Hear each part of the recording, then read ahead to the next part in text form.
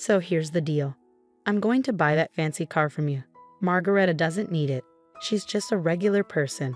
My parents mentioned they wanted a new car, and since I got married to Brandon, he's been acting pretty selfish. He's been eyeing up the nice car my parents gave me, and I've had enough of it. My name's Margareta. I'm 25, and I met Brandon in college. We've been married for 2 years now. Brandon is outgoing and popular. Unlike me, I'm shy and don't have many friends. We started talking more during college classes, then we began studying together. I never thought someone like Brandon would be interested in me, but he surprised me by asking me out. I was really happy and said yes right away. That's how our relationship started. It made sense why I liked Brandon. He was handsome, friendly, and serious about his studies. But for him, things should have been different. He had lots of cute, stylish female friends. Finding another girlfriend wouldn't have been hard for him.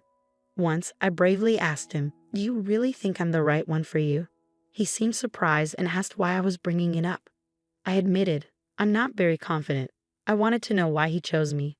After thinking for a moment, he said, "I guess it's comfortable being with you." I wasn't satisfied, but before I could say anything, he seemed annoyed and started playing with his phone.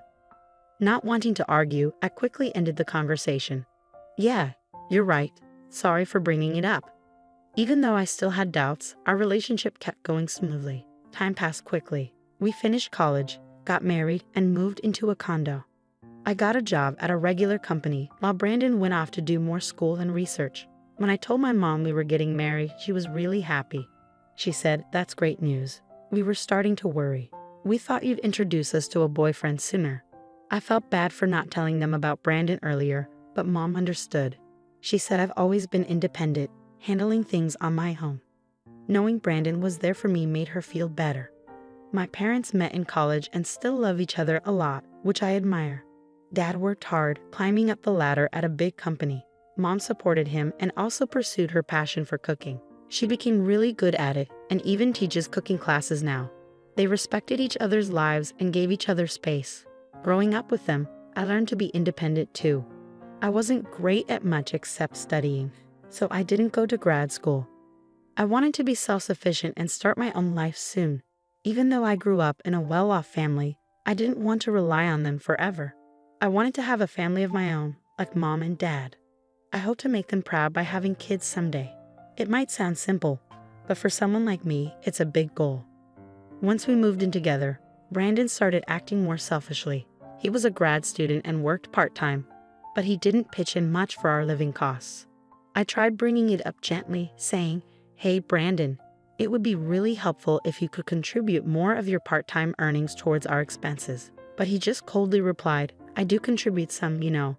And didn't you say you'd handle the living expenses when we moved in together, Margareta?" Brandon always talked about wanting to be a professor, which is why he went to grad school.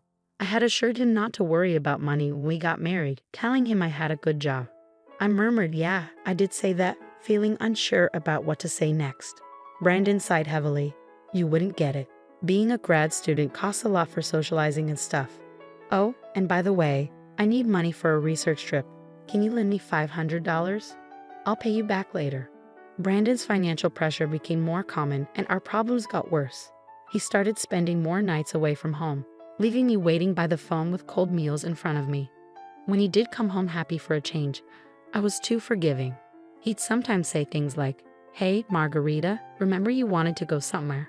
I have tomorrow off, let's go." He'd bring up outings out of nowhere or compliment my cooking, making me feel special. Each time he was nice to me, I'd catch a glimpse of the happy married life I wanted, and it made me hesitate. But I knew this wasn't normal. I felt lonely and anxious, but I couldn't talk to anyone about it. I didn't want to upset my parents, who were thrilled about our marriage, but they must have started to notice something wasn't right. When I finally visited my parents after a long time, Dad suggested I stay over and have dinner with them. Mom cooked a big meal to welcome me back. During dinner, Dad mentioned my Aunt Ellen had visited recently and wanted to see me. He said she's always spontaneous like that. Ellen was lively, ambitious, and independent. "I'll reach out to her soon, thanks, Dad." Dad mentioned how much my Aunt Ellen loved me and how she always teased about Brandon stealing me from her, even though she didn't want to get married herself. That's just how she was. Before I met Brandon, Ellen was more like a close friend than an aunt. I could talk to her about anything, even things I couldn't tell my parents. She understood me better than anyone and was always there for me. At first, I was too shy to tell her about Brandon, but I wanted to see her again and show her I was doing okay. A few days after staying with my parents, I met Ellen at a cafe. She was dressed really stylishly, as usual. Ellen checked out my outfit and said gently, "You know, Margarita, marriage is just the start of a lifelong journey for a woman. You should always feel confident and attractive, no matter what. Your clothes can make a big difference, so don't forget to take care of yourself." Then she took a sip of her tea gracefully. "I totally forgot about fashion lately. I'm sorry for not keeping in touch for so long," I murmured apologetically. Ellen replied, "That's typical of you, Margarita. It's good to be honest and serious, but being too timid usually comes from lack of experience. But I was thrilled when I heard you found someone special. I thought, finally, Margarita is taking a step forward." It had been ages since I spent time with someone outside on a day off, and the weather was perfect. We sat on the terrace, basking in the warm sunlight. In that peaceful moment, I felt like I could talk to Ellen about my worries without feeling too down. I had hoped even someone as shy as me could make it work with Brandon at first. But Ellen listened to my whole story without interrupting, just nodding kindly. When I finished, she asked, "I suppose you haven't mentioned this to your parents, have you, Margarita?" "No, I even hesitated to tell you today. I didn't want to admit my weaknesses to anyone. I thought I should be able to handle this on my own, to be truly independent. I know if Mom and Dad found out, they'd want to bring me back home right away. So I want to try to deal with this by myself as much as possible." Ellen respected my decision and didn't push further, but she added, "If you ever really need help, let me know first. If my dear Margarita asks for help, I'll be there for you no matter where I am."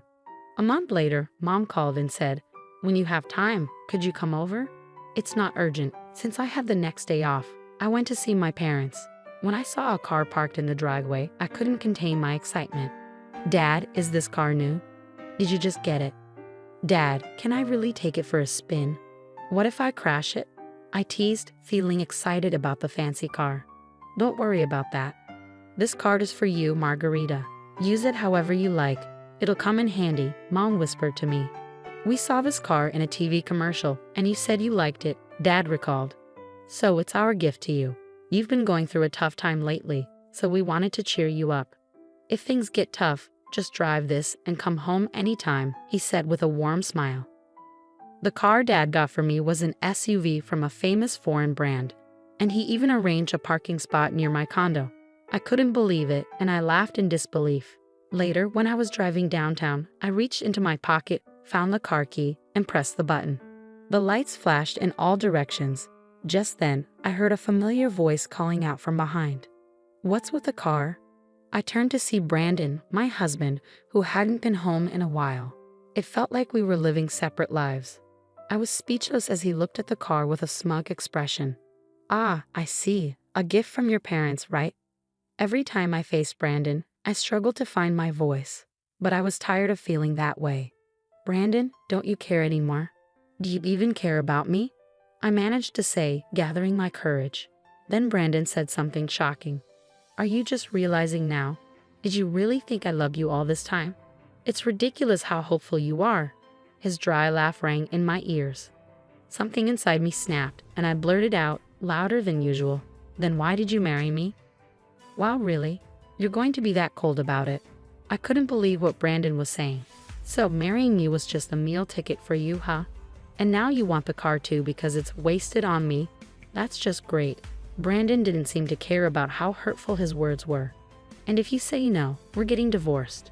Without me, you'll never find another man. So think about it." With those words, Brandon left without a second thought, leaving me feeling angry and heartbroken, my head pounding with a headache. I sat in the driver's seat for a while, trying to calm down. Eventually, I called my Aunt Ellen for advice. A few days later, I agreed to the divorce and moved back in with my parents. They welcomed me with open arms, and life started to feel peaceful again. But that peace was short-lived. One afternoon, Brandon showed up at my parents' house with his parents. They sat down in the living room, and Brandon's father spoke up in a stern tone. "We're here to talk about our son's divorce. It's urgent."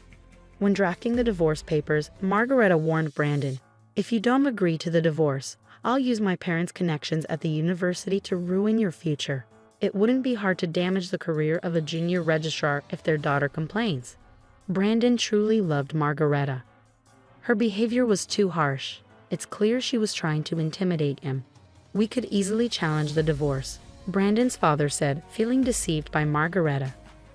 Behind her plain appearance, she's actually a mean and greedy woman. Poor Brandon. I heard she paid him to stay away. She must have had other men over. We need to go to family court and claim that Brandon was threatened by his wife. But if there's a proper apology, things might change. For example, if Margareta gives up that car she's driving, it might help smooth things over.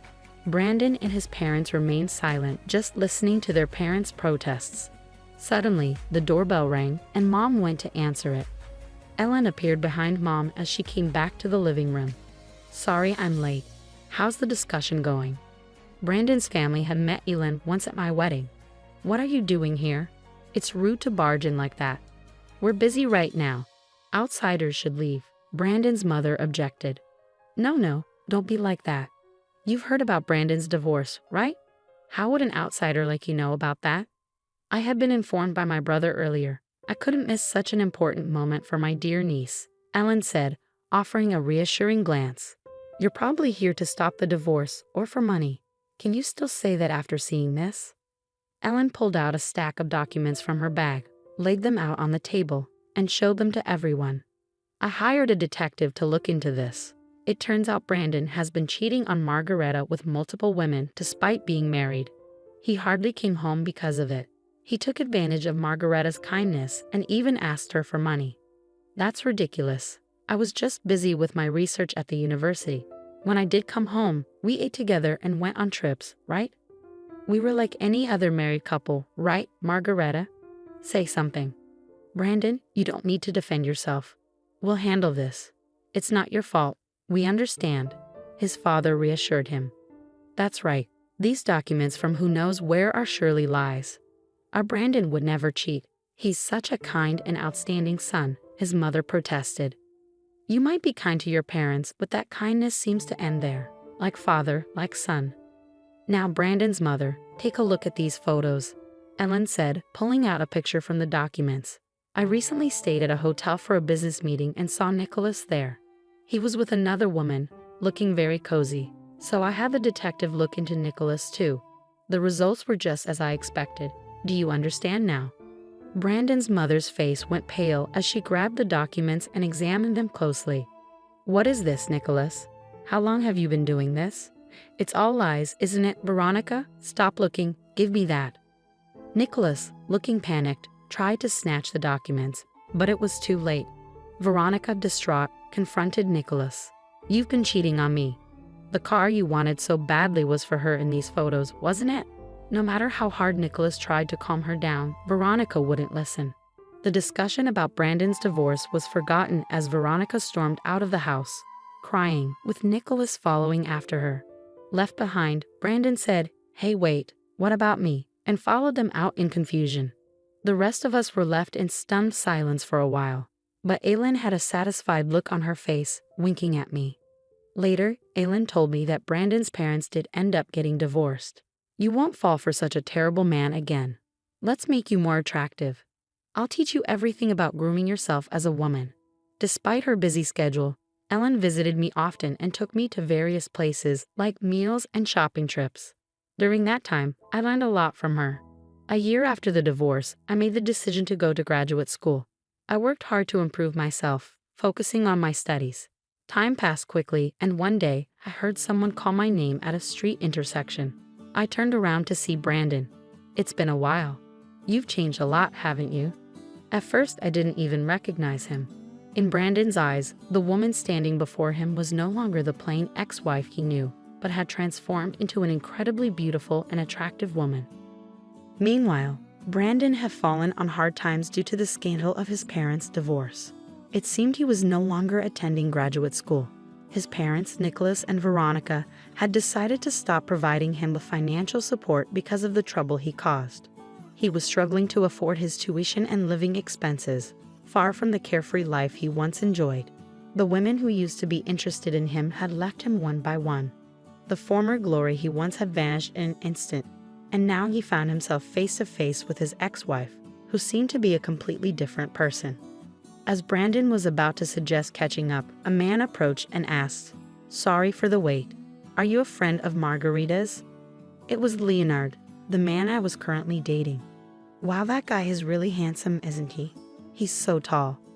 Could he be a model? Commented a group of women nearby, looking at Leonard. He's someone from my past, but it's okay. We're finished talking. Let's go, shall we?